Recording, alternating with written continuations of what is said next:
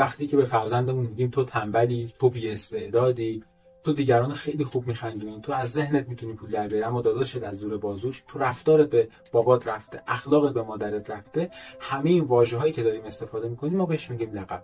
لقب یه سری ویژگی‌های بارز رفتاری رو از فرزندمون میبینیم، اون رو بزرگش میکنیم و به سایر موقعیت‌ها و رفتاراش تعمیم میدیم. اما لقب چیکار میکنه؟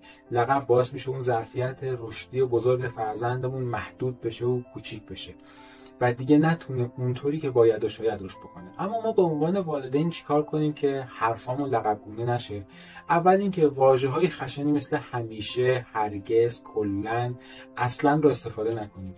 به جاش از کلمات بعضی وقت‌ها بعضی اوقات استفاده بکنیم. اگر فرزندمون توی موقعیت تحصیلی ضعف از خودش نشون داده، به جای اینکه بگیم تو اصلاً به جایی نمیرسی، میتونیم بگیم که تو تلاش لازم رو نکردی، اگر بیشتر وقت می‌گذاشتی بهتر میتونستی نتیجه بگیری. دوم، اگر یه رفتار شگفت انگیزی انجام داد که با سایر الگوهای رفتارش متفاوت بود، تو ذوقش نزنیم. اگر اتاقش نامرتب بوده تا قبل از این، حالا مرتبش کرده، نگیم که آفتاب از کدوم طرف در اومده یا بگیم چی میخوای که این کارو انجام دادی. سوم، به هیچ یک از اعضای خانواده یا فامیل اجازه ندیم که برای فرزندمون لقب انتخاب کنه. شاید بدون غرض باشه اما آینده فرزندمون رو تحت تاثیر قرار بده. چهارم، میل به این که به دیگران ثابت کنیم من فرزندم رو بیشتر از دیگران میشناسم تو خودمون کنترل کنیم. بعضی وقتا والدین لقب رو استفاده میکنن که به دیگران ثابت بکنن من فرزندم رو بیشتر از دیگران میشناسم.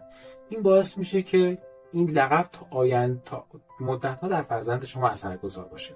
فکر کنید ببینید که ما کجاها لقبگونه عمل کردیم.